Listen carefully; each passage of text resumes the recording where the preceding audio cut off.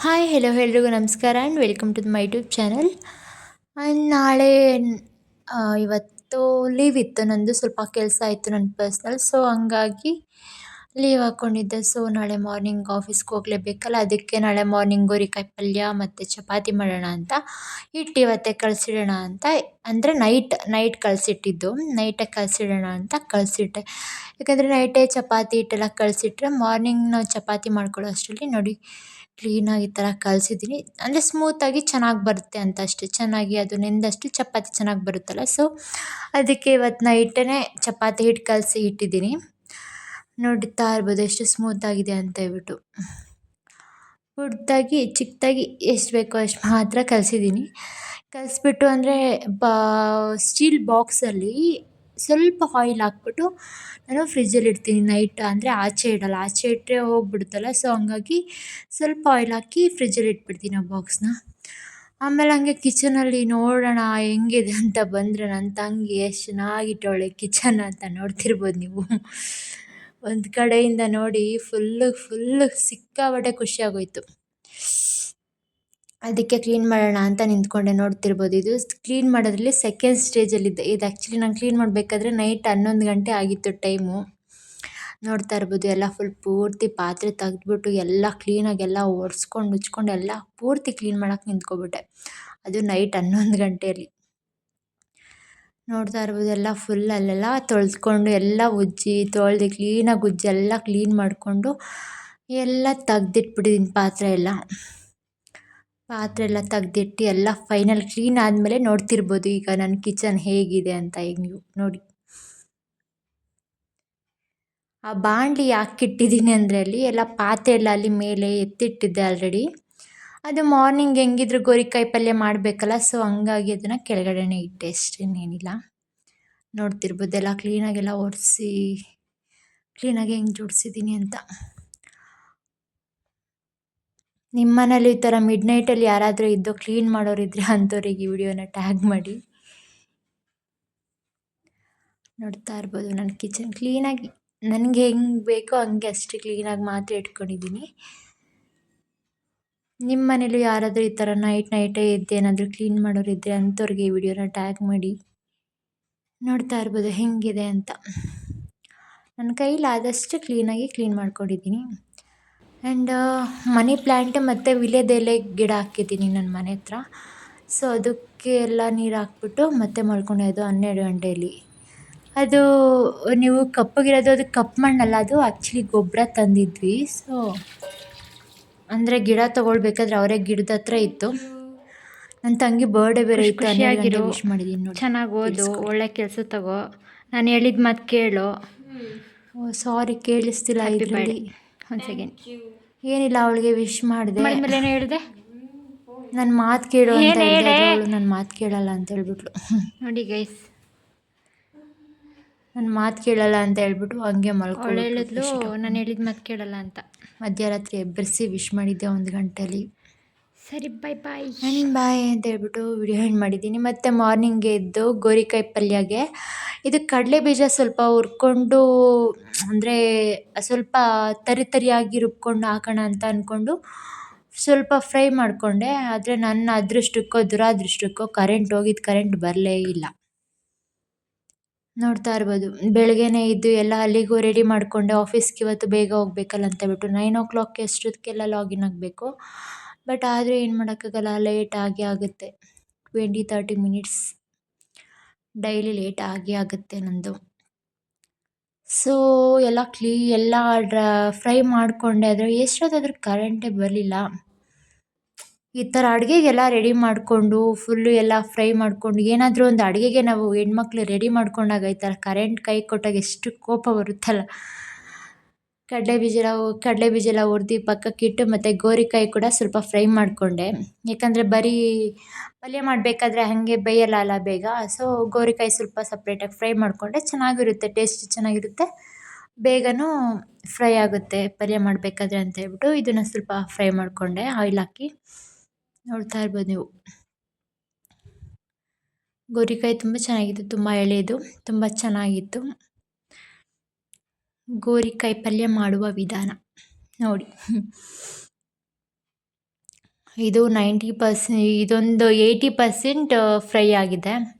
Almost 80% fry ಆಗಿದೆ. And ಇದನ್ನು ಚೆನ್ನಾಗಿ ಫ್ರೈ ಮಾಡಿಬಿಟ್ಟು ಇದನ್ನು ಸಪ್ರೇಟ್ ಒಂದು ಬೌಲಲ್ಲಿ ತೆಗ್ದಿಟ್ಕೊಂಡೆ. ನೋಡ್ತಾ ಇರ್ಬೋದು ಯಾವ ಥರ ಫ್ರೈ ಆಗಿದೆ ಅಂತ. ಆ್ಯಕ್ಚುಲಿ ಗೋರಿಕಾಯಿ ಪಲ್ಯ ಈ ಥರ ಫ್ರೈ ಮಾಡಿಕೊಂಡ್ರೆ ಟೇಸ್ಟು ತುಂಬ ಚೆನ್ನಾಗಿ ಬರುತ್ತೆ ಅಂತ ನಂಗೆ ಈ ಸತಿನೇ ಗೊತ್ತಾಗಿದ್ದು. ನಾನು ಇದು ಪಲ್ಯ ಮಾಡಿದ್ದು ಇದೇ ಫಸ್ಟ್ ಟೈಮು. ನಮ್ಮ ಆಂಟಿ ನಮ್ಮ ಅತ್ತೆ ಅವರೆಲ್ಲ ಮಾಡ್ತಿದ್ರು, ಬಟ್ ಅವರೆಲ್ಲ ಈ ಥರ ಫ್ರೈ ಮಾಡ್ತಿರಲಿಲ್ಲ, ಹಂಗೆ ಮಾಡ್ತಿದ್ರು. ಬಟ್ ಇದೊಂಥರ ಚೆನ್ನಾಗಿತ್ತು, ಫ್ರೈ ಮಾಡಿದ್ರೆ ಚೆನ್ನಾಗಿರುತ್ತೆ. ನೋಡ್ತಾ ಇರ್ಬೋದು ಫ್ರೈ ಮಾಡಿ ಸಪ್ರೇಟ್ ಒಂದು ಪ್ಲೇಟಲ್ಲಿ ತೆಗ್ದಿಟ್ಟಿದ್ದೀನಿ. ಆ್ಯಂಡ್ ಕರೆಂಟ್ ಬರಲೇ ಇಲ್ಲ, ಅದಕ್ಕೆ ರೆಸಿಪಿನೇ ಮಾಡೋ ರೀತಿನೇ ಚೇಂಜ್ ಮಾಡಿಬಿಟ್ಟೆ. ಟೊಮೊಟೊ ಈರುಳ್ಳಿ ಸ್ವಲ್ಪ ಎರಡೆರಡು ಕಟ್ ಮಾಡಿ ಇಟ್ಕೊಂಡಿದ್ದೀನಿ. ಸಾಸಿವೆ ಹಾಕಿದೆ. ಸಾಸಿವೆ ಸ್ವಲ್ಪ ಚಟಪಟ ಅನ್ನೋವರೆಗೂ ವೆಯ್ಟ್ ಮಾಡಿ ಅದ್ರ ಜೊತೆಗೆ ಆಮೇಲೆ ಸ್ವಲ್ಪ ಜೀರಿಗೆ ಹಾಕಿದೆ. ನೋಡ್ತಾ ಇರ್ಬೋದು ನೀವು, ಚಟಪಟ ಅಂದಮೇಲೆ ಸ್ವಲ್ಪ ಎಷ್ಟು ಬೇಕೋ ಅಷ್ಟು ಜೀರಿಗೆ ಹಾಕಿ ಫ್ರೈ ಮಾಡಿಕೊಂಡೆ. ಆಮೇಲೆ ಹಂಗೆ ಈರುಳ್ಳಿ ಹಾಕ್ಬಿಟ್ಟೆ. ಈರುಳ್ಳಿ ಹಾಕಿ ಸ್ವಲ್ಪ ಫ್ರೈ ಮಾಡಿಕೊಂಡು ನೋಡ್ತಾ ಇರ್ಬೋದು ಫ್ರೈ ಮಾಡ್ತಾಯಿದ್ದೀನಿ. ಅಂದರೆ ಒಂದು ಗೋಲ್ಡನ್ ಕಲರ್ ಬರೋವರೆಗೂ ಫ್ರೈ ಮಾಡಿಕೊಂಡ್ರೆ ಸಾಕು ಈರುಳ್ಳಿನ. ನೋಡ್ತಾ ಇರ್ಬೋದು ಫ್ರೈ ಆಗ್ತಿದೆ. ಅಂದರೆ ಜಾಸ್ತಿ ಹಾಕಿದ್ರೂ ಚೆನ್ನಾಗಿರಲ್ಲ, ಏನು ಒಂದೆರಡು ಈರುಳ್ಳಿ ಹಾಕಿದ್ರೆ ಸಾಕು. 2 ಈರುಳ್ಳಿ 2 ಟೊಮೊಟೊ ಹಾಕಿದ್ರೆ ಸಾಕು. 2 ಈರುಳ್ಳಿ ತೊಗೊಂಡಿದ್ದೀನಿ. ಚೆನ್ನಾಗಿ ಫ್ರೈ ಮಾಡ್ಕೋಬೇಕು. 1 2 ಮಿನಿಟ್ಸ್ ಅದನ್ನು ಬಿಟ್ಬಿಟ್ಟು ಆಮೇಲೆ ಹಿಂಗೆ ಹಾಕಿದೆ. ನಾನು ಸ್ವಲ್ಪ ಹಿಂಗೆ ಹಾಕಿದ್ರೆ ಚೆನ್ನಾಗಿರುತ್ತೆ ಟೇಸ್ಟ್ ಅಂತೇಳ್ಬಿಟ್ಟು ಅದು ಬೀಳ್ತಾನೆ ಇಲ್ಲ, ಅದಕ್ಕೆ ಆ ಥರ ಪ್ರೆಸ್ ಮಾಡ್ತಿದ್ದೆ. ಹಿಂಗೆ ಬಂತು ಹಿಂಗೆ ಹಾಕಿ ಮತ್ತೆಲ್ಲ ಫುಲ್ ಫ್ರೈ ಮಾಡಿಕೊಂಡು ಫುಲ್ಲೆಲ್ಲ ಹಿಂಗೆ ಹಾಕ್ಕೊಂಡು ಎಲ್ಲ ಮಿಕ್ಸ್ ಮಾಡಿಕೊಂಡು ಎಲ್ಲ ಫುಲ್ಲೆಲ್ಲ ಸ್ಪ್ರೆಡ್ ಮಾಡಿಕೊಂಡು ಎಲ್ಲ ಫ್ರೈ ಮಾಡಿದೆ, ಎಲ್ಲ ಮಿಕ್ಸ್ ಮಾಡಿ. ಇದೆಲ್ಲ ಸ್ವಲ್ಪ ಫ್ರೈ ಆದಮೇಲೆ ಟೊಮೊಟೊನ ಕಟ್ ಮಾಡಿ ಇಟ್ಕೊಂಡಿದ್ನಲ್ಲ, ಟೊಮೊಟೊನೂ ಮಿಕ್ಸ್ ಮಾಡ್ತೀನಿ. ಟೊಮೊಟೊ ಮಿಕ್ಸ್ ಮಾಡಿ 1 2 ಮಿನಿಟ್ಸ್ ಇದನ್ನು ಫ್ರೈ ಮಾಡಿಕೊಂಡೆ. ಇದ್ರ ಜೊತೆನೇ ಸ್ವಲ್ಪ ಅದೆಲ್ಲ ಫ್ರೈ ಮಾಡಿಕೊಂಡು ನಮಗೆ ಇದು ರುಚಿಗೆ ಎಷ್ಟು ಬೇಕೋ ಅಷ್ಟು ಸ್ವಲ್ಪ ಉಪ್ಪು ಹಾಕ್ಕೊಂಡ್ರೆ ಈರುಳ್ಳಿ ಟೊಮೊಟೊ ಎಲ್ಲ ಸ್ವಲ್ಪ ಬೇಗ ಫ್ರೈ ಆಗುತ್ತೆ. ನೋಡ್ತಾ ಇರ್ಬೋದು ಒಂದು 2 ನಿಮಿಷ ಹಂಗೆ ತಿರುಗಿಸಿ ಸ್ವಲ್ಪ ಹೊತ್ತು ಫ್ರೈ ಆಗಕ್ಕೆ ಬಿಟ್ಟಿದ್ದೀನಿ.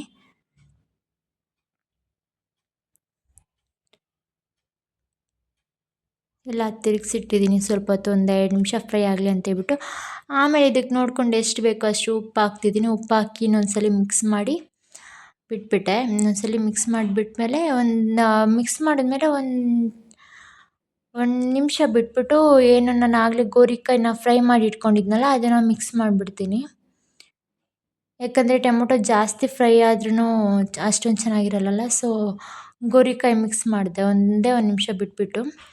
ಗೋರಿಕಾಯಿ ಮಿಕ್ಸ್ ಮಾಡಿಬಿಟ್ಟು ಎಲ್ಲ ಫುಲ್ಲು ಟೊಮೊಟೊ ಈರುಳ್ಳಿ ಎಲ್ಲ ಇತ್ತಲ್ಲ ಎಲ್ಲ ಮಿಕ್ಸ್ ಮಾಡಿ ಎಲ್ಲ ಫುಲ್ಲು ಸ್ವಲ್ಪ ಹೊತ್ತು ಫ್ರೈ ಆಗಕ್ಬಿಟ್ಟೆ ಅದನ್ನು. ಆಮೇಲೆ ಇದಕ್ಕೆ ಎಷ್ಟು ಬೇಕೋ ಅಷ್ಟು ಸ್ವಲ್ಪ ಮಸಾಲೆ ಪುಡಿ, ಖಾರದ ಪುಡಿ ಎಲ್ಲ ಹಾಕ್ಕೊಂಡಿದ್ದೀನಿ. ನೋಡ್ತಿರ್ಬೋದು ನೀವು, ಎಲ್ಲ ಮಿಕ್ಸ್ ಮಾಡ್ತಿದ್ದೀನಿ. ಚೆನ್ನಾಗಿ ಫ್ರೈ ಆಗಬೇಕಲ್ಲ, ಅದು ಗೋರಿಕಾಯಿ ಎಲ್ಲ ಚೆನ್ನಾಗಿ ಬೆಂದ್ರೇ ಚೆನ್ನಾಗಿರೋದು. ಇದು ಸ್ವಲ್ಪ ಕಹಿ ಬರುತ್ತಲ್ಲ,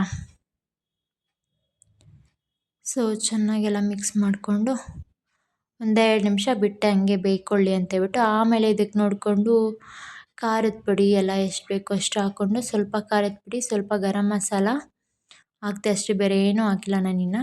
ಗರಂ ಮಸಾಲ ಸ್ವಲ್ಪ, ಖಾರದ ಪುಡಿ ಒಂದು ಅರ್ಧ ಸ್ಪೂನು, ಗರಂ ಮಸಾಲ ಒಂದು 1/4 ಸ್ಪೂನ್ ಹಾಕಿದ್ದೀನಿ ಅಷ್ಟೇ. ಹಾಕ್ಬಿಟ್ಟು ಎಲ್ಲ ಫುಲ್ ಮಿಕ್ಸ್ ಮಾಡಿಕೊಂಡು ಫ್ರೈ ಮಾಡಿಕೊಂಡೆ ಇನ್ನೊಂದು 2 ನಿಮಿಷ. ಎಲ್ಲ ಫುಲ್ ಫ್ರೈ ಮಾಡಿಕೊಂಡು, ಬಟ್ ಇದಕ್ಕೆ ನೀರು ನೋಡಿಕೊಂಡು ನೀರು ಎಷ್ಟು ಬೇಕೋ ಅಷ್ಟು ನೀರು ಮಿಕ್ಸ್ ಮಾಡಿದ್ದೀನಿ. ಬಟ್ ಅದು ವಿಡಿಯೋ ಮಾಡೋಕ್ಕಾಗಿಲ್ಲ, ಸಾರಿ. ಒಂದು 3/4 ಗ್ಲಾಸ್ ನೀರು ಹಾಕಿದ್ದೀನಿ ಅಷ್ಟೇ, ನಾನಿಲ್ಲಿ ಜಾಸ್ತಿ ನೀರು ಹಾಕಿಲ್ಲ. ಒಂದು 3/4 ಗ್ಲಾಸ್ ನೀರು ಹಾಕ್ಬಿಟ್ಟು ಎಲ್ಲ ಫುಲ್ಲು ಸ್ವಲ್ಪ ಬೇಯಬೇಕಲ್ಲ ಅದು ಗೋರಿಕಾಯಿ ಎಲ್ಲ, ಏನೋ ಸ್ವಲ್ಪ ಕಮ್ಮಿ ಅನ್ಸೋದಕ್ಕೆ ಇನ್ನೊಂದು ಸ್ವಲ್ಪ ಹಾಕಿದೆ. 1 ಗ್ಲಾಸ್ ಹಾಕಿ ನೀರು ಸಾಕು, ಅಂದರೆ ಚಿಕ್ಕ ಗ್ಲಾಸ್ ನೋಡಿಕೊಂಡು 1 ಗ್ಲಾಸ್ ಹಾಕಿ. ಏನಿಲ್ಲ, ಎಲ್ಲ ಫುಲ್ಲು ಫ್ರೈ ಆಗಿಬಿಡುತ್ತೆ ಎಲ್ಲ, ಅದು ಗೋರಿಕಾಯಿ ಎಲ್ಲ ಬೆಂದಮೇಲೆ. ಅದಾದಮೇಲೆ ನಾನು ಒಂದು 2 ನಿಮಿಷ ಕ್ಲೋಸ್ ಮಾಡಿದೆ. ಕ್ಲೋಸ್ ಮಾಡಿ ಓಪನ್ ಮಾಡೋ ಅಷ್ಟರಲ್ಲಿ ಆಗಲೇ ಫ್ರೈ ಎಲ್ಲ ಫುಲ್ ಡ್ರೈ ಆಗಿಬಿಡ್ತು. ಆಮೇಲೆ ಕರೆಂಟು ಬಂತು. ಸೊ ಕಡಲೆ ಬೀಜ ಅದು ಸ್ವಲ್ಪ ಫ್ರೈ ಇದು ಮಾಡಿಕೊಂಡು ಗ್ರೈಂಡ್ ಮಾಡಿಕೊಂಡು ಅದು ಪೌಡರ್ನ ಸ್ವಲ್ಪ ಹಾಕಿ ಮಿಕ್ಸ್ ಮಾಡಿದೆ. ಆ ಕಡೆ ಪಕ್ಕದಲ್ಲಿ ಚಪಾತಿನೂ ರೆಡಿ ಆಯಿತು, ನನ್ನ ಆಫೀಸ್ಗೆ ಲಂಚ್ ಬಾಕ್ಸ್ ರೆಡಿ ಆಯಿತು.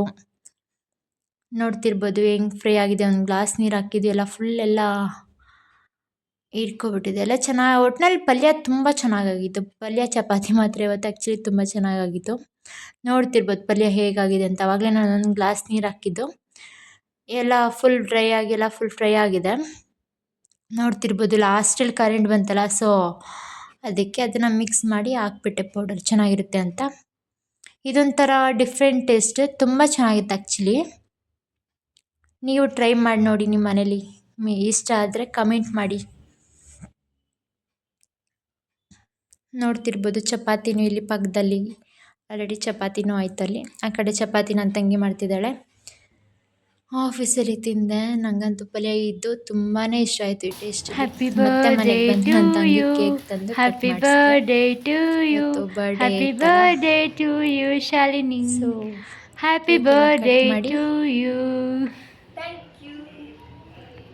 ಬರ್ಡೇ ಕಂಪ್ಲೀಟ್ ಮಾಡಿ ಬರ್ಡೇ ಮುಗಿಸಿ ಊಟ ಮಾಡಿ ಮಲ್ಕೊಬಿಟ್ರು. ಅಷ್ಟೇ ನಮ್ಮದೇನಿದ್ರು.